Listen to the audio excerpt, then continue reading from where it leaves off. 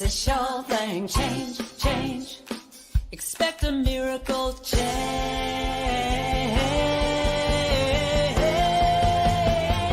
Watch me change when you change the way you look at things. The things you look at change. When you change the way you look at things, the things you look at change. When you change the way you look at things, the things you look at change. When you change the way you look at things, the things you look at change. Now do do do do do do change. Do do do do do do change. Do do do do do change. Do do do do. Good morning, good afternoon, good evening, wherever you're coming from us, good day. It's so wonderful to be with you again, our Spirit Cafe show, where we have conversations of courageous and bold topics. And before I introduce you to our wonderful guest today, I would just like to acknowledge that we work, live, and play on the historical and traditional territory of many First Nations. And as we gather from many places on Turtle Island, we as settlers are grateful for the opportunity to meet here. And we thank all the generations of people who have taken care of this land for thousands of years, including the Métis, Inuit, and all other Indigenous peoples. Also acknowledging that as we continue to grow and expand on these lands, there is still unresolved and dangerous inequality and discrimination towards our Black, Indigenous, people of color, and 2S LGBTQ plus family. By making these acknowledgements, we strive to be allies and take an active part in reconciliation. We recognize our oneness, we realize our history, and we choose to create a new reality. We are one. So our wonderful guest today is Angela Punky Stultz. And Angela is driven by her spiritual relationship with the Creator to facilitate the process for vulnerable individuals, especially women and youth, to empower themselves. She has combined a strong faith in the redemptive potential of every individual with multifaceted community development approaches and a strong team effort to make a difference in people's lives and their communities.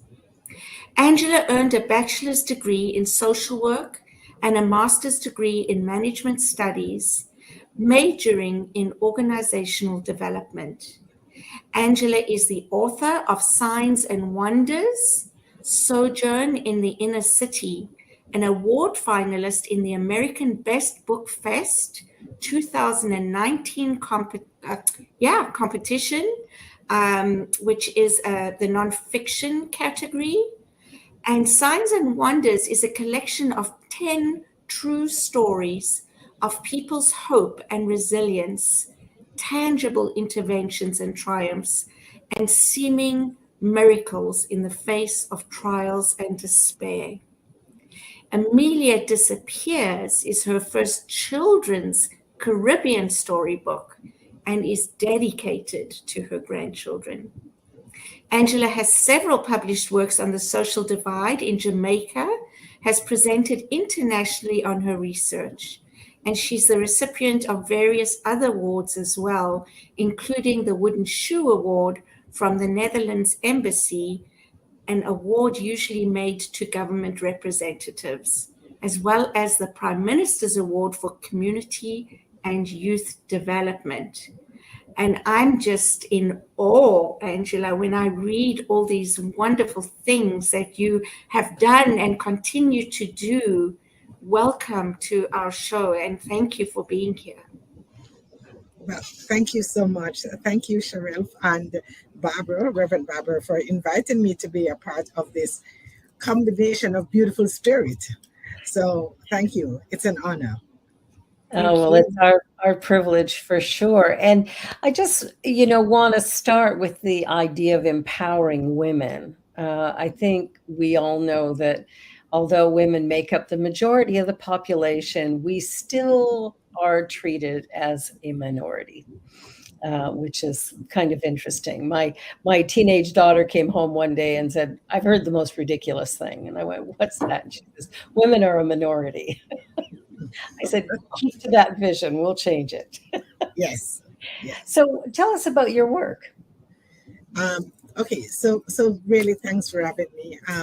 My work is mainly with women, marginalized women, women who um, have been even further set back because of the multiple identities that we wear. As marginalized women, we are at the lower rung of societal ladder. And so at times our voices are not heard. Yes. And so it is, for me, it is important that we are heard, that we are represented in all facets of life, as women who are wear so many roles and so many different caps in nurturing and guiding and politics and being a part of society.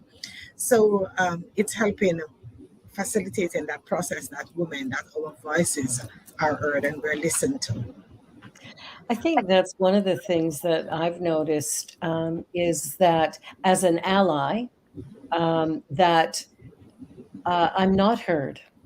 That when I speak up for someone who cannot speak up for themselves, I get told that it's basically none of my business and they either need to step forward or nothing will happen.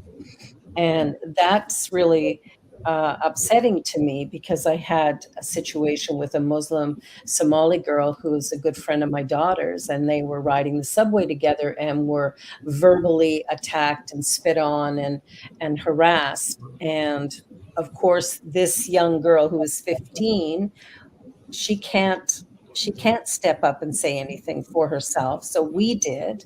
I phoned the police and they just went, "Well, if she won't stand up and say something." I went, "But my daughter was part of the group, so surely she can speak to this." And they went, "No, she can't." How do we deal with that? Any thoughts? Well, first, I really must acknowledge and congratulating you in well, not that you need to be congratulated in how you nurture your child, but oftentimes we, in nurturing and guiding, we don't understand the importance of helping them to be part of the change. Yeah.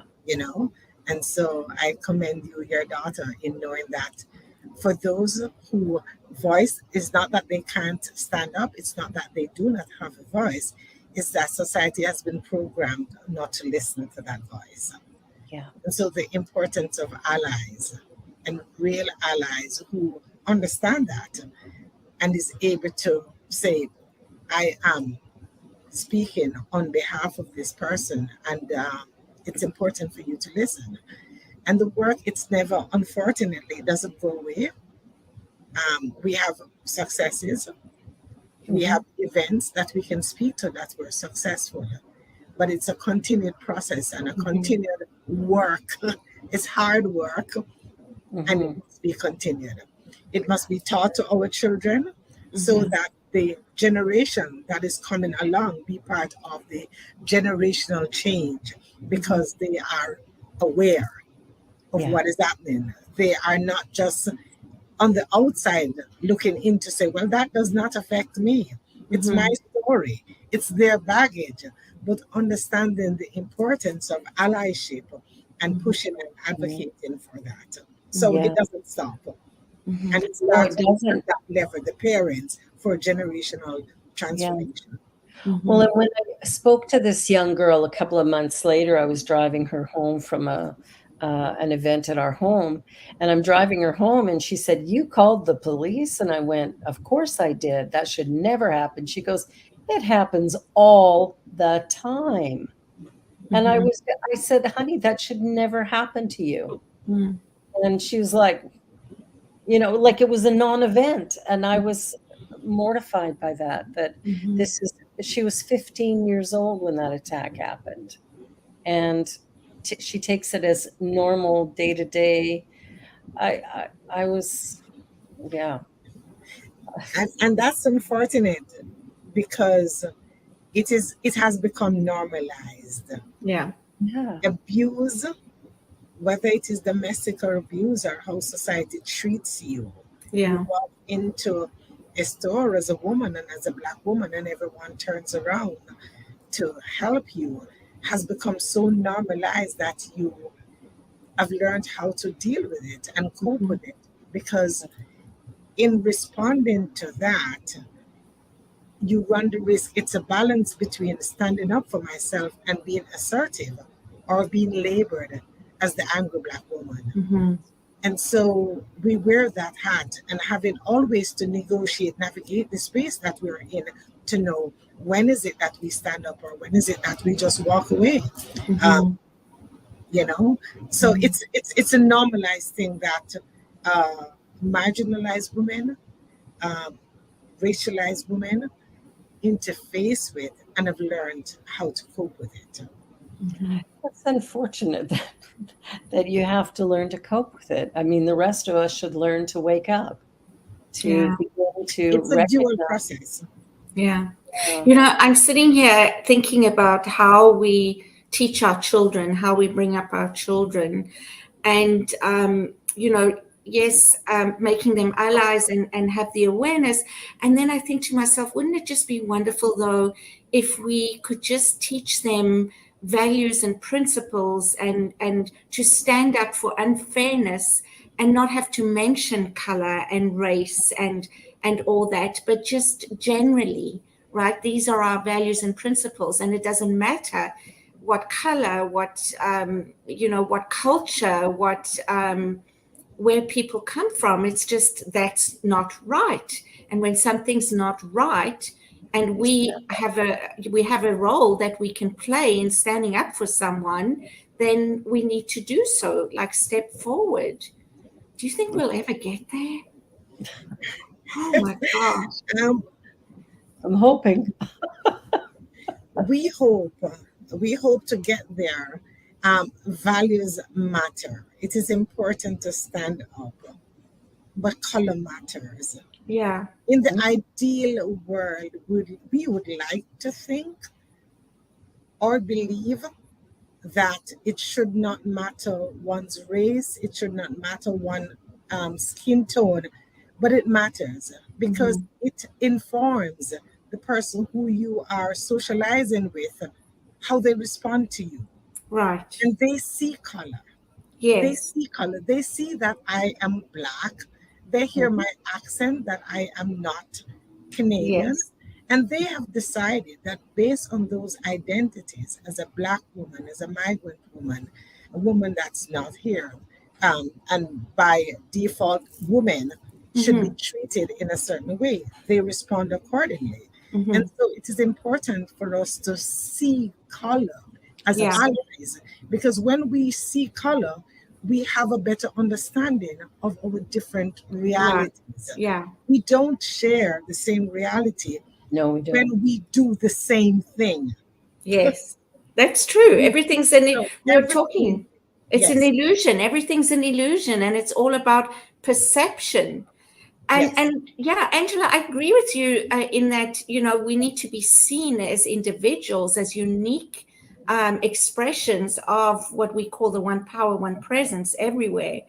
And I think when you're talking about that, for me, it's about respecting who you are, respecting where you come from. That's a value, right? That's yes, respecting the environment you grew up in.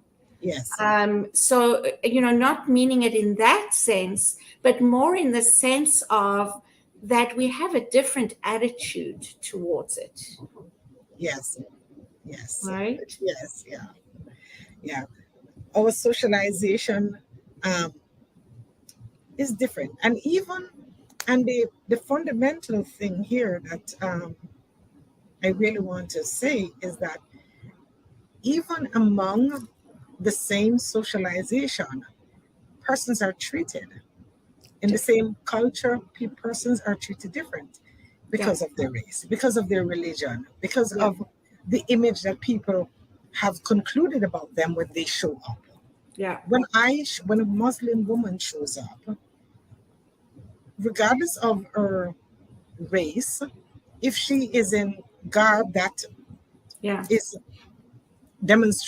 shows that she is not of the dominant religion, then she is treated different. And so those differences have become normalized. And they are oppressive. They are oppressive to women of all, transgender women, women, all women.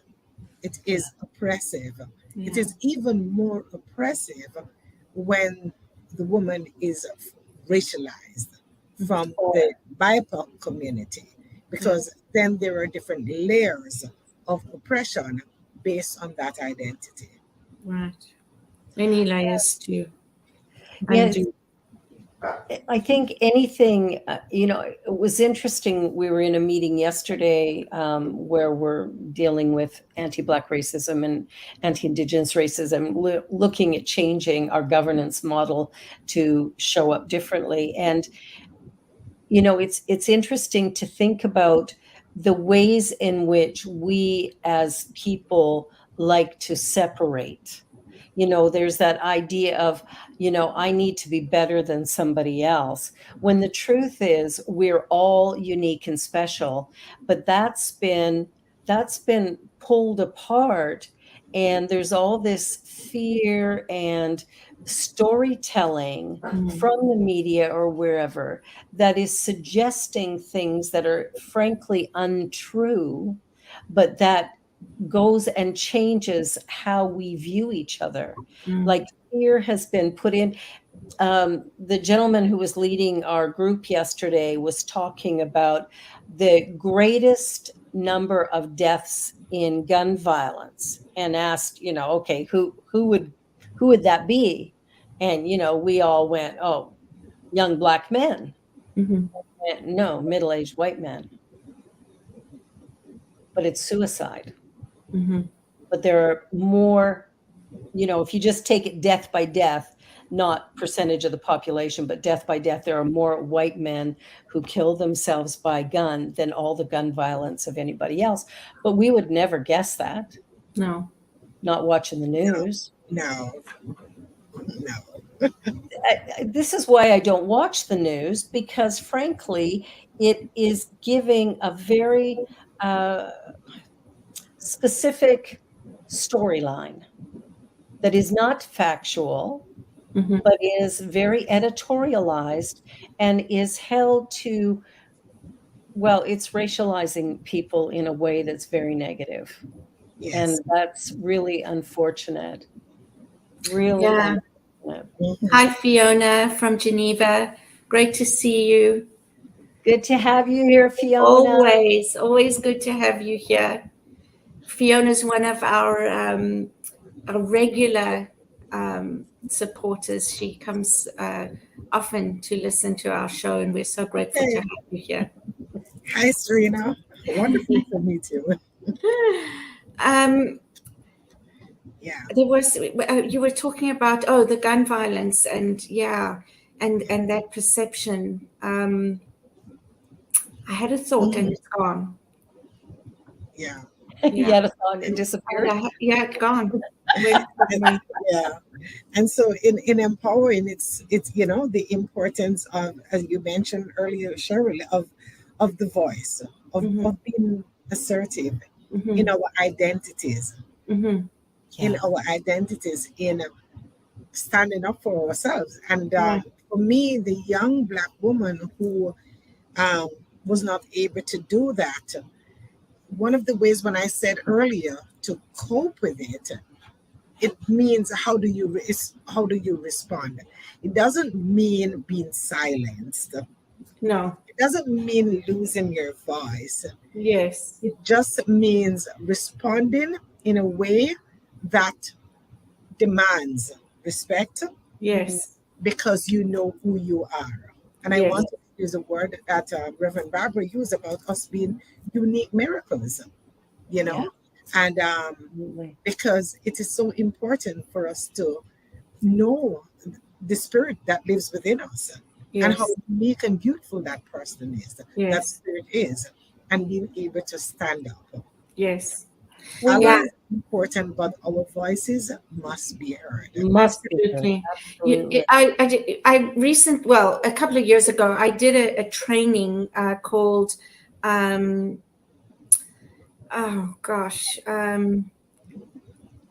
something, training of active bystanders. You know, bystanders who get what we watch. Yes. And we get stuck. We don't know what to do in a Yes. situation. You know, bullying, anything like that. It's called training active bystanders. Mhm. And you know, part of that is, and it reminded me, Angela, when you're saying is that you know, even if you don't do something in that moment, you have to do something. You have to have that Yes. voice and use it. So you know, it could be standing up in front of you know, an audience, a crowd of people, and sharing that experience and what that was like for you. So you know, educating people, Yes. things like that, even if it wasn't in the moment that there was a response, but saying, you know, I saw this and it was not okay. And, Yes. you know, I wasn't able to do something at the time because I was afraid or whatever the case may be, but then still being able to talk about that and let people know that this is happening and that it's not okay. Yes. I And totally agree with that. yeah. Well, one of the things I found with some of Genevieve's friends, especially young teenage girls who are Muslim, because of the way they've been raised, their parents actually won't allow them to speak out against powers that be. And I understand why, whether their immigration has been, you know, completely satisfied or who knows what the story is. But I think I want to see a change where, you know, a situation like happened with my daughter and her two friends, that she would be respected enough to stand up and say, here's what happened with the three of us on the subway, and be able to speak to that. Because my daughter walked away from that and went, two white cops, what do you expect? So now she has a disrespect also of the police service. And not all cops are bad, but there's enough of them doing stuff that is super questionable that we have to. I mean, there's so many areas we have to address. Where do we start, Angela? Where do we start? We started good when we spoke about the media and how it projects the story.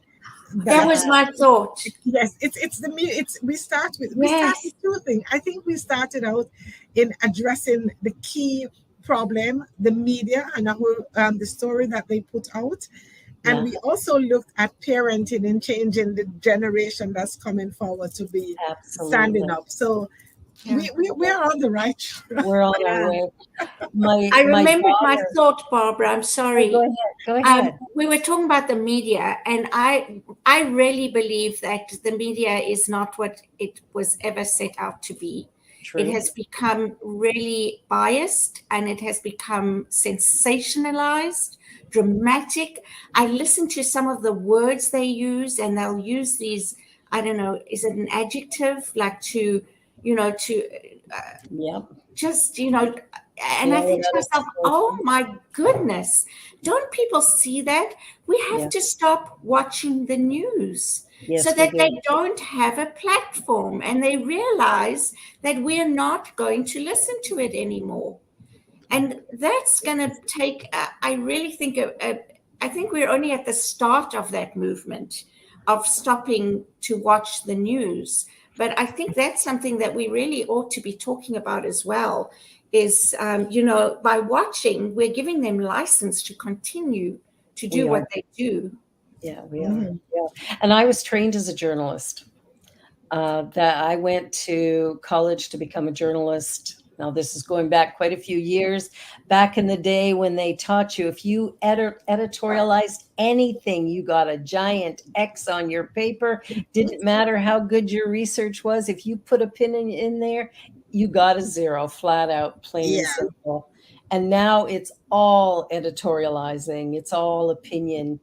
Trying to find some fact out of the news today, good luck. Yeah. It's not, it isn't happening. And I think, you're right. That's an important place. My daughter attends a French public school, which is actually near to where you work, Angela. And in that school, it is probably 50-50 BIPOC and white. And the teachers, probably the majority of them are people of color. And what's interesting to me is that the education that my daughter's received in history, she's in grade 12 now, she has never had a Black teacher teach history.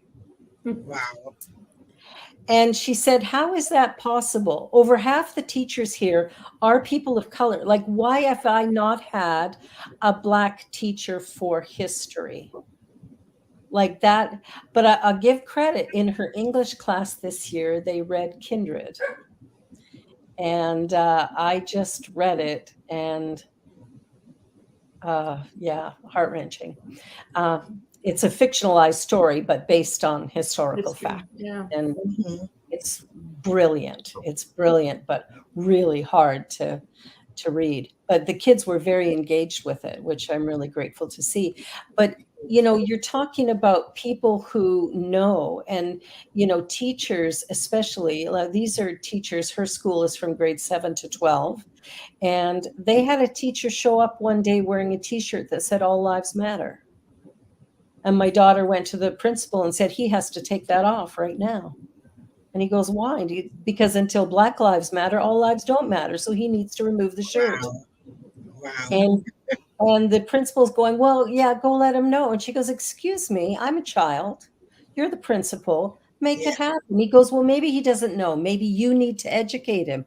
And she's like, excuse me, he's married to a Black man, so he does know. And number 2, I'm sorry, I'm a child. I'm not here to educate the teacher. That's your job. Yes. But it's like all these little things going on that are not little unless you're a white person and don't notice. Yeah. And it's the history, as we are pointing out. As a Black woman, we have a responsibility to tell our stories to our children, to tell our stories in villages, in group settings, as we know them, because nobody else is telling our story for us. As we speak, this has been wiped out. Yeah. For example, look at what is happening now in Florida, in them banning Eva the Rosa Parks story as a part of the history, in them trying to take out Black history. And so we have to advocate for those things as women. We have to teach our children our story and the importance of passing it on and talking about it so that it maintains its relevance, because it is, as I said, we live it on a day-by-day basis. Absolutely. It's important. Yeah. We're going to go to a commercial break here, but this is getting very, very good. So I'm so grateful you're here, Angela and Cheryl. Wonderful to do this with you as always. So you're watching Spirit Cafe show on the New Thought Media Network, and we're going to go to a commercial break. We'll be right back, and stay tuned. New Thought Media Network is on the rise. We're looking to grow with you. Do you have technical media experience, or perhaps a desire to learn? Are you willing to volunteer your precious time and attention? We share this message to benefit all. If you possess a computer with a camera and a microphone, we will share our knowledge with you. Behind the scenes, or being the star, let us bless our one. Contact us at info@ntmedia.org.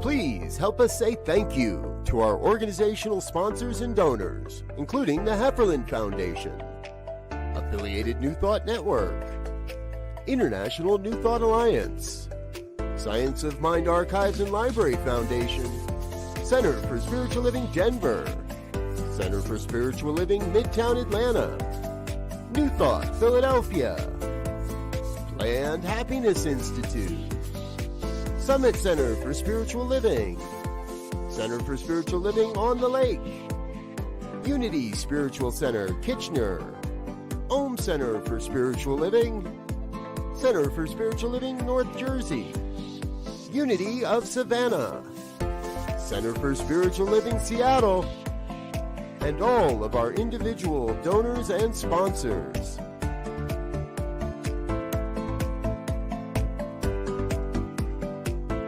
Thank you for being a part of the New Thought Media Network. Please come be you. Watch me change when you change the way you look at things. The things you look at change. When you change the way you look at things. The things you look at change. When you change the way you look at things. The things you look at change. When you change the way you look at things. The things you look at change. And we're back. Thank Oh, my you. goodness. So now you've written some children's books, which interest me. Tell me about your books. Okay, thank you again for being a part of this wonderful conversation. My first book, Signs and Wonders, is 10 stories, which include a story about woman power, about an abused woman who triumphed over her abuse and regained her independence and regained her voice. So it is 9 stories of the social intervention that we did in marginalized communities. And I thought that I would write about those stories because it can be used by social workers and spiritual leaders and so on to use that as another tool for intervention that is applicable to most situations where you have persons are trying to find their voice and are trying to find their independence. Yeah. And so on.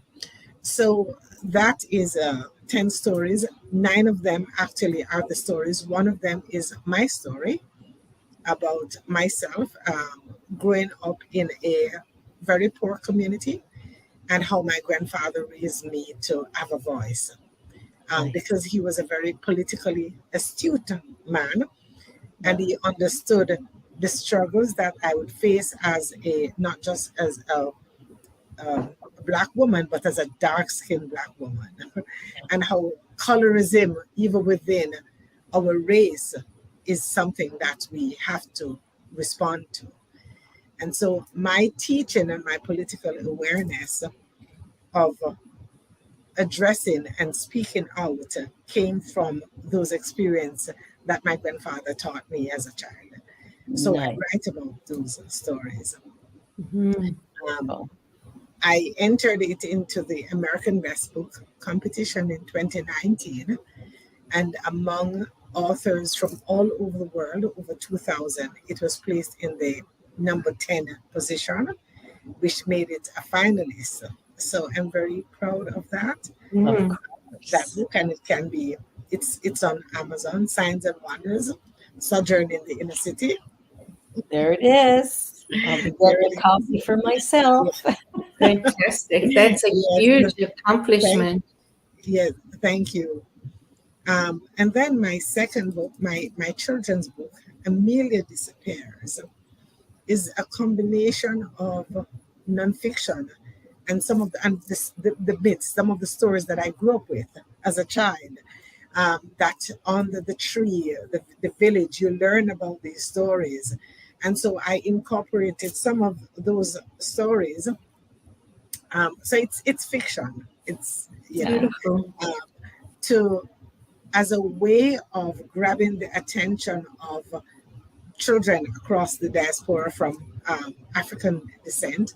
How does it, resonates with them? It's the story of a little girl growing up with her grandmother, and also finding her voice to advocate on issues of bullying, because she's speaking up. She's using her grandmother's oils that helped her to disappear and advocate for women who were abused and were in abusive situation. So Amelia Disappears is a very strong book. It's a child encouraging children to speak out. And I'm hoping to use Amelia Disappear in this series. She advocates against bullying. In another series, I'm hoping that she will advocate for sexuality, for people to be free to love their choice, to have choices in living their truth, regardless of what society is requiring. Beautiful. So Amelia Disappears is a story of a little girl who is already speaking out. Yay.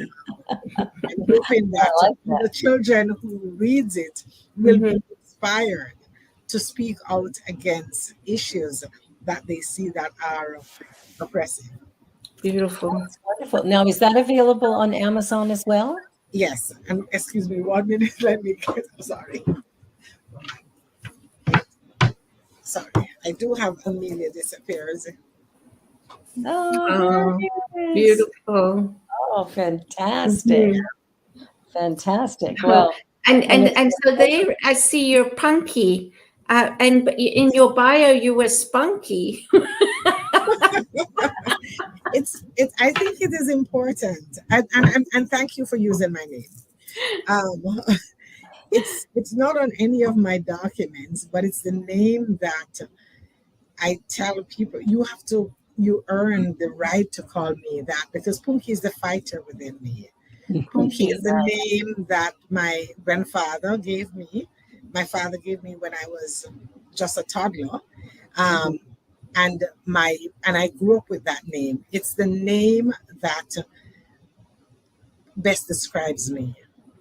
I love that. I love that. Yeah, it's so endearing, Punky. Yes, and I actually love that name. Yeah. Lovely. Wow. Thank you for sharing that. Yes, awesome. Thank you. Now, when it comes to, working with women and youth, are there any particular places where you're doing the majority of your work, or, what is something that we could begin to integrate for ourselves with either the children or young people that we work with or women that we work with? Okay. So over the years, I've worked with different organizations and volunteering capacity, consultancy capacity, or just ordinary managing programs that address issues of empowering women. It's a very important work. It's my passion. It's what drives me as a woman, as I said before, as a woman who is not just but my religion. I'm now a spiritual person, but I identified for any religion that I would identify with, it would be the Rastafarian religion, that advocates for family and your identity as a Black woman. And so my work with these organizations have been intimately pushed by my own passion. As I said before, at the risk of repeating myself, it's working with parents. It begins there in helping women to find their voices, that it's not normal and it should not be accepted, even when society have created and normalized dysfunction. You should not accept it. And to speak out against it. It's how we raise our children. And so for me, the push is to be involved in programs that parenting programs that bring women, and should be, and we should really define parents as not just women who have given birth, but as caregivers. Absolutely. And so we include our transgender women. We include all women into that discussion in how do we nurture and guide the children that are in our care to be change agents, so that they always have a voice, so that even when they are still, it's a choice to be still, not because they're shy, not because they don't have a voice, but it's choosing when to speak. Right. I like that a lot. I think that's really important work. And as I watch, like, my teenager, who obviously has a voice, but I look at the friends that she hangs out with and how many of them do not feel that they can speak up for themselves. And hopefully we can do things to begin to change that. And I love that you're doing work specifically in that regard. I wrote a children's book. I haven't published it yet. Okay. The concept of being unique and special, like everybody else. Yes. Yeah. And I think those concepts need to be really drilled in. Always. And like say, parents need to get it. The parents need to get it. The children in the schools, the social work, the interactions that we do, the curriculums should include conversations about giving back and responsibility, the human kindness, the responsibility we have in, I want to use your word, in Shirley, you said it earlier, in values, in valuing each other as spirits that share this space on planet Earth. Right. Yeah. You know, and so it must be that teenagers who are going to be the caregivers for another generation understand the importance of that in valuing the spirit. Valuing, because when you value spirit, you really are not caring about how they show up. Yeah. That's right. It is the spirit that you are embracing. And when you embrace spirit, you're able to love and accept. When you don't embrace the spirit, then you are blinded by what society has programmed you to see. Yeah. Yeah. So true. Absolutely.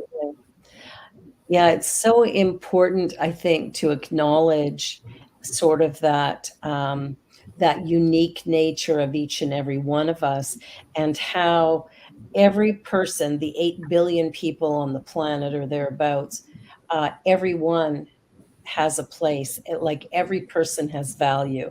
There's something that each person brings that we need to acknowledge, because without anyone, there would be a hole in the mix. Something would be off because one person is missing. So for people to value themselves in that way would be pretty spectacular if we could get that happening. Yes. If I love myself, I'm going to be loving and kind to you. I'm not going to be mean to you, right? Like there's that energy of acknowledging my own self and divinity and everything, and then I see that around me, right? Yes. And like Fiona says, I too love the idea of incorporating our children as change agents. Thank you. Yeah, that's wonderful because I think, that's how we do it on a multi-level system. We can't just address one area, just like because if we don't include the whole, we'll never get to the systemic issues. We'll Yes. just be addressing the symptom. Yes. Yeah. Yeah, beautiful. Well, that goes right back to capitalism, doesn't it? Yes. It's a little issue.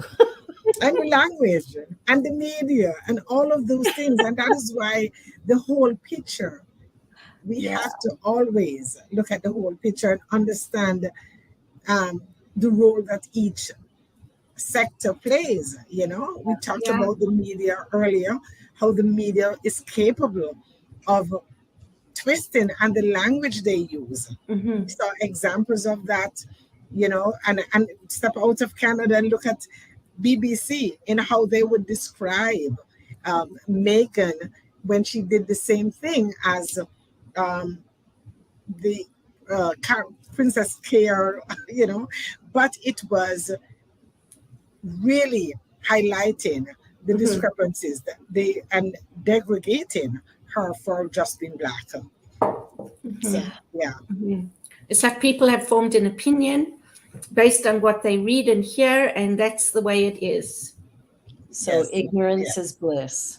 Because it is ignorance. It's, we're not finding out facts. We're just taking things at face value. Somebody says it's this way, so we go, oh, okay, and we deal with it accordingly. And I'm included as one of those people. I have to confess, I'm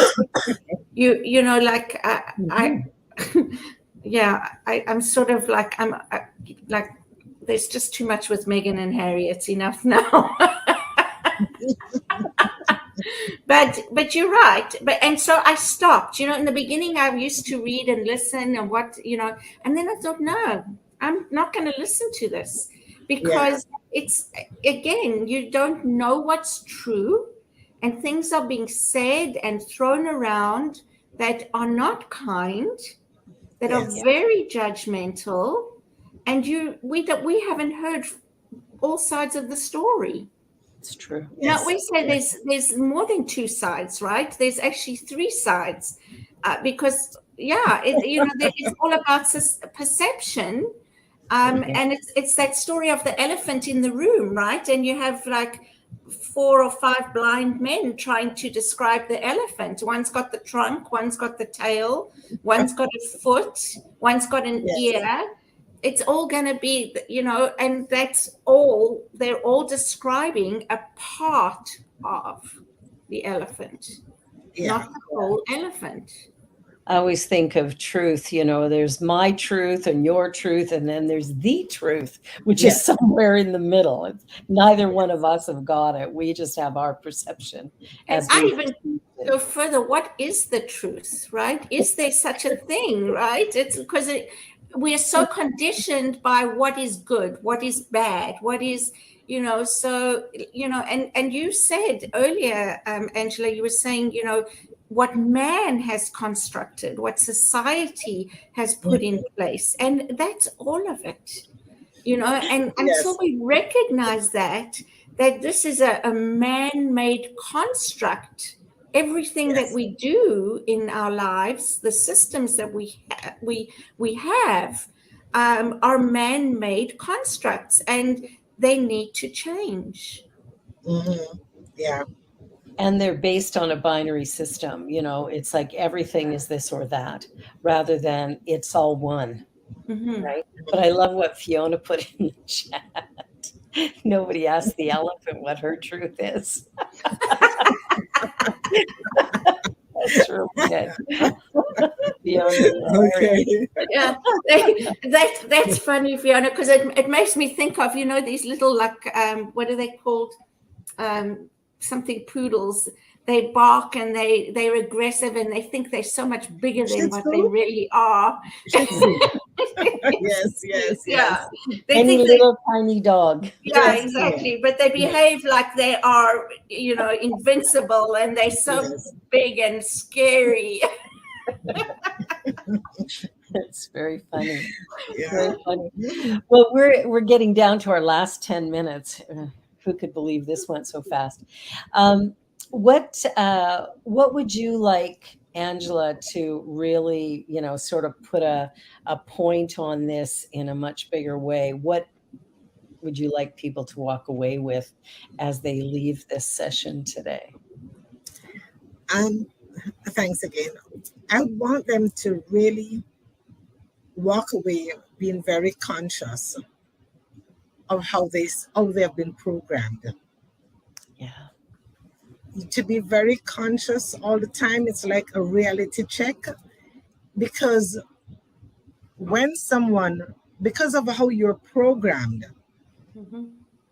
and which guides your thoughts and guides your action in how you socialize with others, you are sometimes doing things that you're not even aware of, and it is either condescending or insulting. And so and at times when persons like myself who are receiving that, we point it out, then the interpretation is that you're carrying a monkey on your back. You're carrying something and you're always on the defensive. It's not so. It Right. is that how persons are programmed when they see someone else that looks different, that they have been society has constructed to be a marginalized or a minority. Be very conscious how you respond to them. You Is know, it what I program or yourself? Yeah, I love that, Angela, because as I served as a minister in 2 Black churches for 11 years. And of course, coming from a white city and a white family and a white background, of course, I would sometimes say things that weren't quite appropriate. I just didn't know. But I remember saying something once, and as soon as it came out of my mouth, I went, oh, this is not the right place to be saying this. And sure enough, somebody came up to me afterwards and said, Reverend, do you really believe that that was the right thing to say? And I said, absolutely not. Yes. And I just left it there. And she was able to go on and tell me about the work she's done for racialized people, how she's served. And I was just really, really grateful. But her and I built this really strong connection immediately because I didn't defend myself and I didn't, try to make it okay. I didn't mean none of that. It was like, you're right.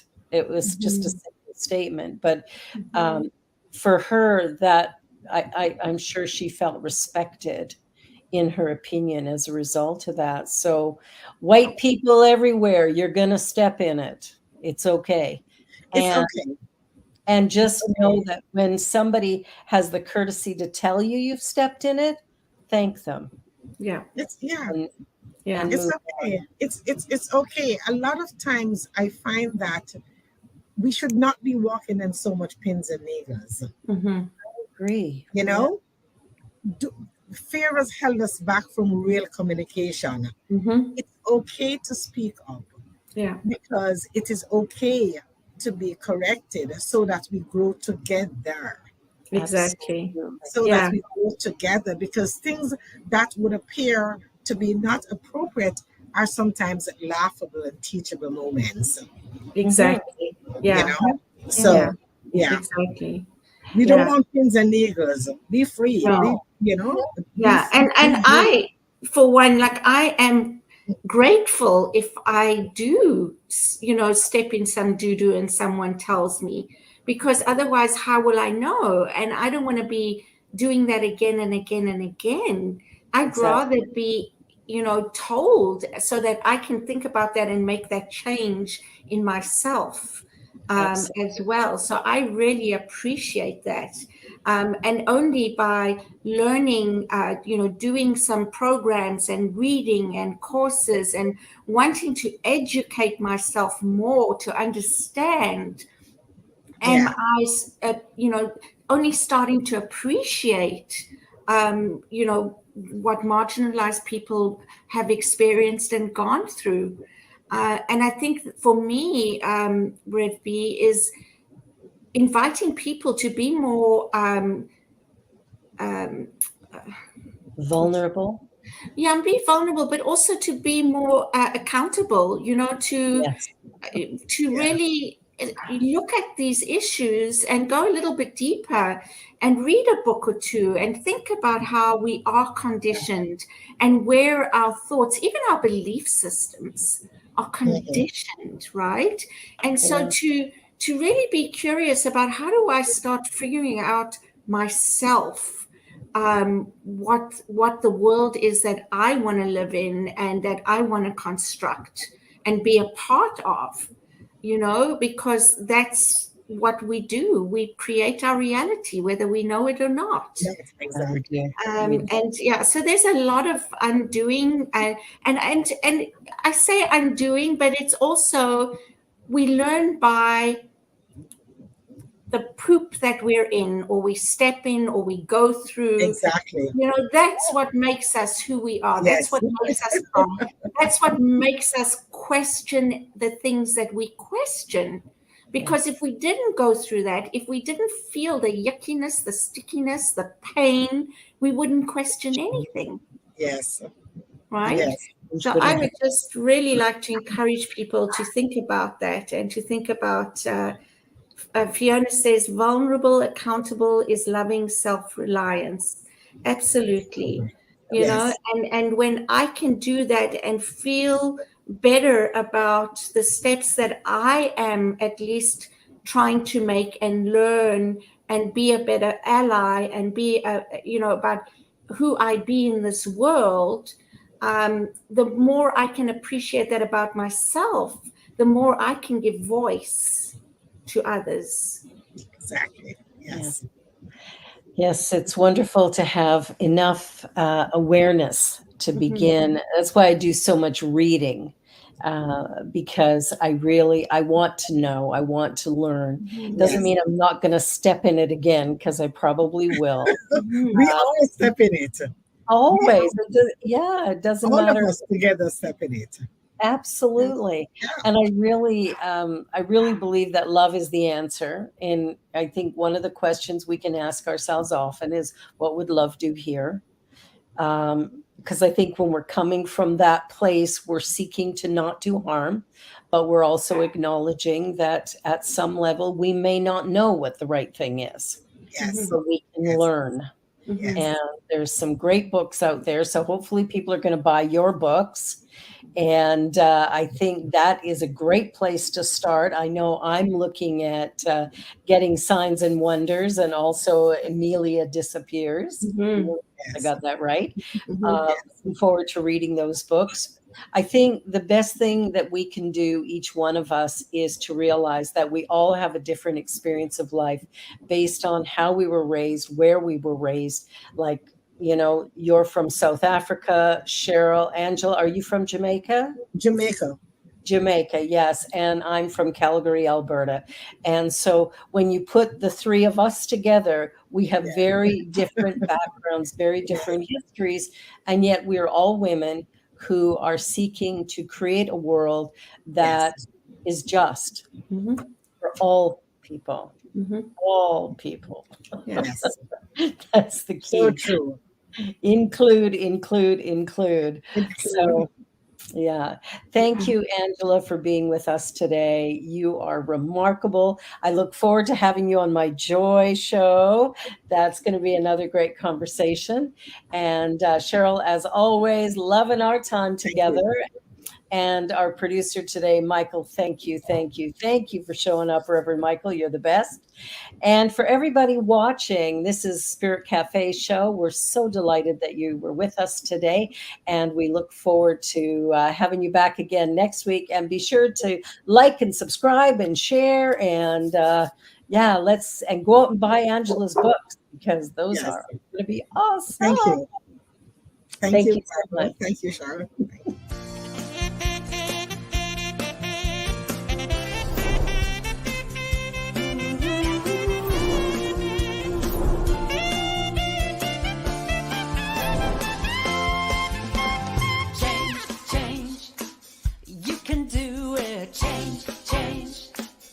It's a sure thing. Change. Expect a miracle change.